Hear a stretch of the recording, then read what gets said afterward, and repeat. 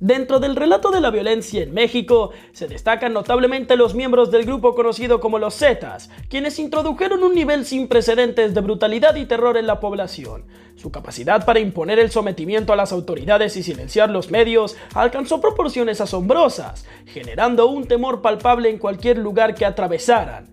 En este material audiovisual compartiré algunos de los actos más atroces perpetrados por estos individuos en el territorio del país azteca. La tragedia de los migrantes en San Fernando entre el 22 y 23 de agosto de 2010 involucra un incidente desgarrador.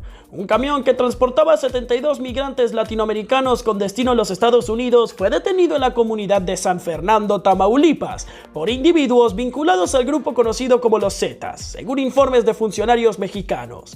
Estos migrantes, repartidos en 2 autobuses, partieron de Veracruz el 21 de agosto con la intención de hacer una parada en algún poblado de Tamaulipas para descansar. Sin embargo, antes de llegar a San Fernando, fueron interceptados por un grupo armado. Estos individuos los sometieron, obligándolos a proporcionar información sobre parientes en Norteamérica. Uno de los sobrevivientes relató que les ataron las manos, les vendaron los ojos y los acomodaron en formación, colocando a las mujeres, incluida una embarazada, en primera línea. Este acto se llevó a cabo mientras los agresores les gritaban que guardaran silencio, advirtiéndoles que los asesinarían. En ese momento el Cartel del Golfo y los Zetas estaban en una guerra abierta por el control de Tamaulipas, y la estrategia de los Zetas era aniquilar a cualquier individuo sospechoso de ser enemigo. En medio de rumores sobre el reclutamiento de migrantes por parte del Cartel del Golfo, el grupo criminal capturó a los inmigrantes y los recluyó en un rancho. Les ofrecieron la opción de unirse a sus filas, pero muchos se negaron y otros no pudieron liberarse, ya que se les exigía pagar una cuota de dinero que no tenían los recursos para cubrir. El 22 de agosto, el grupo fue encerrado en una casa y luego trasladado a otra vivienda donde permanecieron un día. En este lugar los ataron de 4 en 4 con las manos hacia atrás, colocándolos boca abajo, y comenzaron a escucharse disparos que cegaron la vida de todos. Un hombre que sobrevivió esperó un tiempo antes de buscar ayuda, la cual le fue negada en su camino hasta que después de varias horas encontró marinos mexicanos quienes lo auxiliaron y escucharon el relato de los trágicos eventos. Los cuerpos fueron descubiertos por las autoridades el 30 de agosto, revelando la presencia de individuos provenientes de países como Honduras, El Salvador, Guatemala, Nicaragua, Ecuador y Brasil. Tras recibir una llamada anónima, las investigaciones indicaron que al menos 7 personas estuvieron involucradas en la masacre, y una de ellas fue capturada por la Procuraduría General de la República. Si te está gustando nuestro contenido, deja tu me gusta, suscríbete al canal y activa las notificaciones para que veas todos nuestros videos. Seguro serán de tu interés. A finales de agosto y principios de septiembre se anunció la detención de los individuos restantes después de un enfrentamiento con la Armada Mexicana. Estos detenidos fueron encarcelados el 16 de octubre. A pesar de estas capturas, en noviembre, el relator especial de las Naciones Unidas para la Migración instó al gobierno a proporcionar una explicación clara sobre la masacre. Exigió acciones concretas para prevenir la repetición de este trágico suceso. Aunque en última instancia los informes sobre el caso señalaron que las personas fueron ejecutadas por individuos conocidos como el Alacrán, el Chamaco y el Sanidad, para el 8 de octubre de 2010 se logró identificar a 50 de los 72 cuerpos, entre los cuales se encontraban 21 hondureños, 14 salvadoreños, 10 guatemaltecos, un ecuatoriano y 4 brasileños.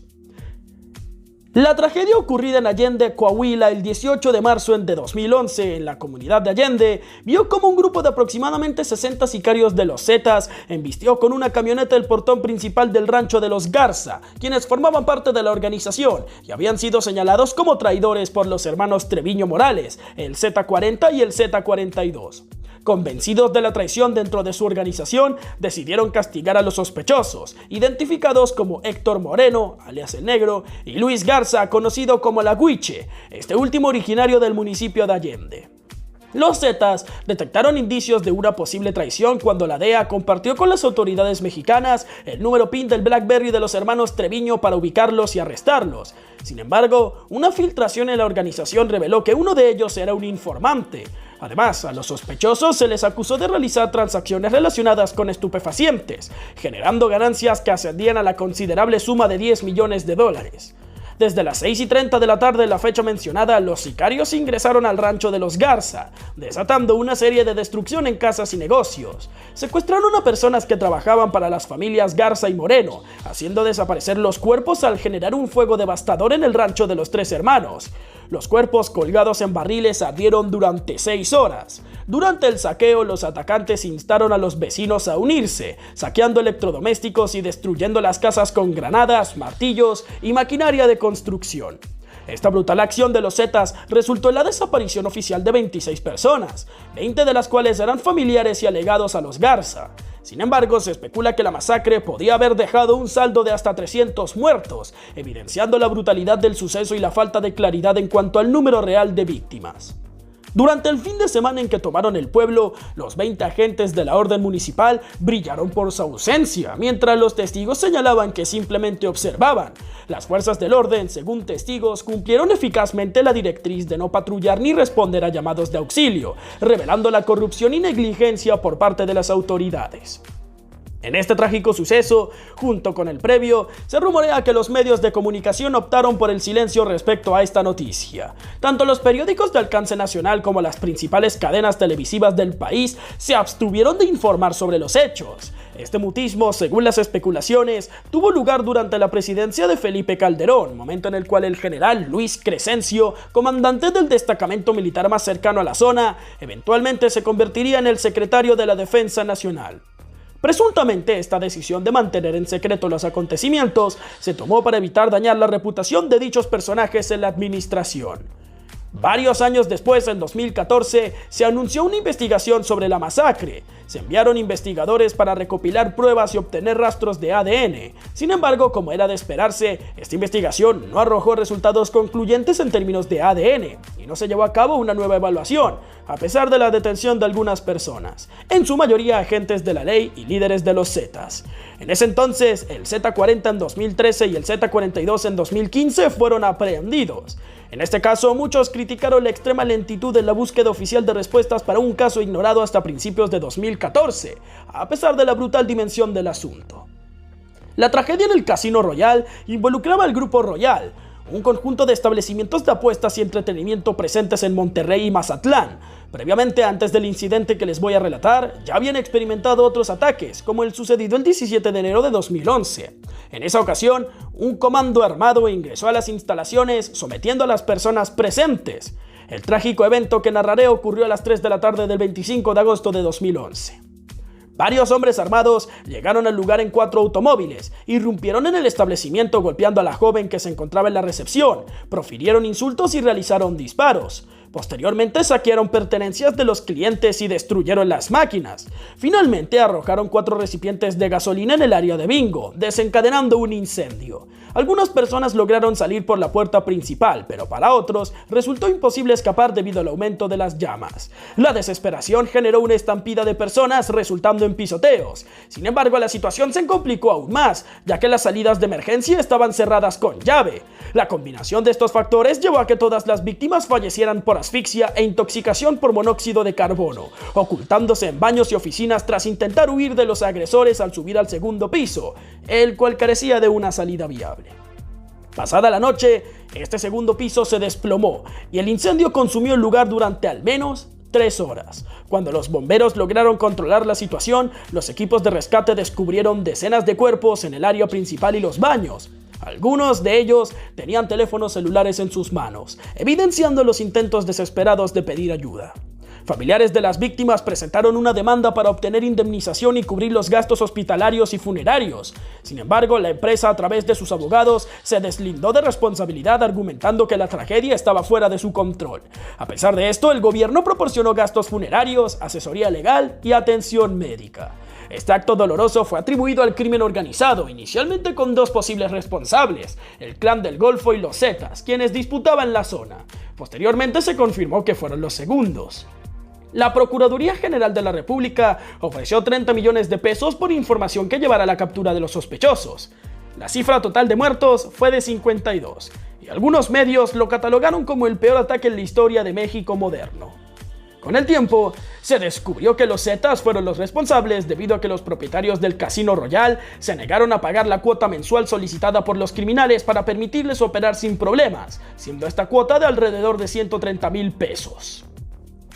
La segunda tragedia en San Fernando marcó un episodio de horror con el descubrimiento de fosas clandestinas en el estado de Tamaulipas. En abril de 2011, los primeros cuerpos sin vida fueron hallados el 1 de abril por la Procuraduría de Tamaulipas.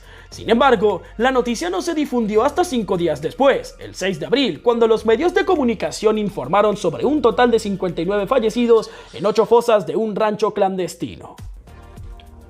Las autoridades locales indicaron que estas personas presuntamente fueron secuestradas de un autobús de pasajeros, señalando un nuevo tipo de crimen.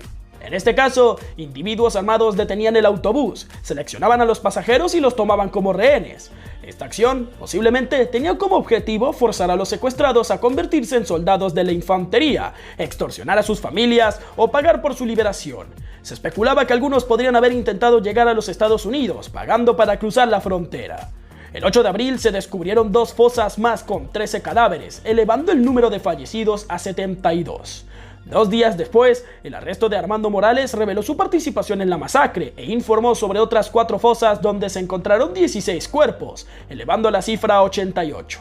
Para el 12 de abril el número de muertos aumentó a 116 y con la detención de Johnny Torres y otros individuos se señaló a los Zetas como los responsables de la masacre.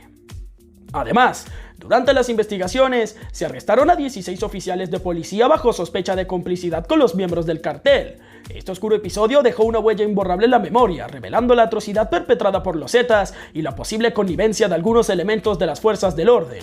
La magnitud de la tragedia y la implicación de las autoridades locales en este crimen conmocionaron a la sociedad, exigiendo respuestas y justicia para las víctimas inocentes. En la crónica de los eventos, el 21 de abril se mencionó que el número de cuerpos ya ascendía a 122. Sin embargo, en los días subsiguientes, autoridades e investigadores revelaron la aterradora realidad. La cifra alcanzaba los 193 muertos, distribuidos en numerosas fosas clandestinas diseminadas por el territorio de Tamaulipas, aproximadamente 47 en total. Vale la pena destacar que un activista afirmó que la cifra real de fallecidos encontrando en estas fosas podría ascender a unos 500. No obstante, se alega que el gobierno estatal de Tamaulipas habría tomado medidas para evitar la difusión de esta información.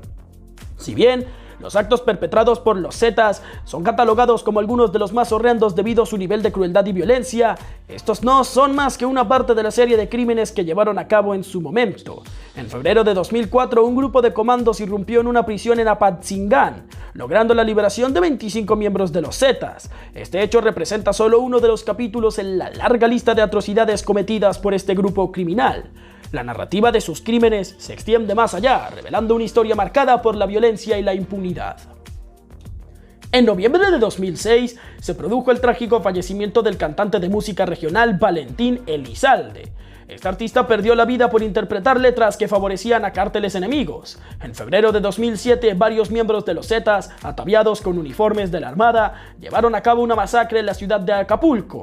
En este incidente, 5 oficiales de policía perdieron la vida y un considerable número de personas resultaron heridas. Un año después, en septiembre de 2008, durante las celebraciones del aniversario de la independencia en el estado de Michoacán, se lanzaron 3 granadas hacia la multitud que participaba en el evento. Esta impactante acción dejó como saldo 8 personas fallecidas y más de 100 individuos gravemente heridos. Estos sucesos forman parte de una serie de eventos trágicos que marcaron un periodo oscuro en la historia, revelando la violencia despiadada de los Zetas y su impacto devastador en diversas comunidades. Años después, en el año 2011, los Zetas volvieron a ocupar titulares en los medios de comunicación. En el mes de mayo perpetraron un acto atroz al quitarle la vida a 27 ciudadanos guatemaltecos en una finca ubicada en el Petén, Guatemala. Este incidente reveló que los Zetas no solo ejercían su brutalidad dentro de sus propias fronteras, sino que también extendían sus acciones despiadadas más allá de los límites de su país de origen. Los Zetas llevaron a cabo una serie de crímenes espantosos, algunos de los cuales quizás no hayan salido a la luz. Estos eventos no solo marcaron la brutalidad de este cartel, sino que también contribuyeron a consolidar su reputación como uno de los más temibles y sanguinarios en la nación. Su historial delictivo, marcado por actos inhumanos, dejó una huella indeleble en la memoria colectiva, subrayando la necesidad imperante de abordar y combatir la violencia desenfrenada perpetrada por estos grupos criminales. Y bueno amigos, hasta aquí ha llegado el video. Agradecemos que lo hayas visto. Deja tu me gusta, suscríbete, activa las notificaciones y dinos qué te ha parecido este contenido en los comentarios. Espero sigas viendo nuestros videos.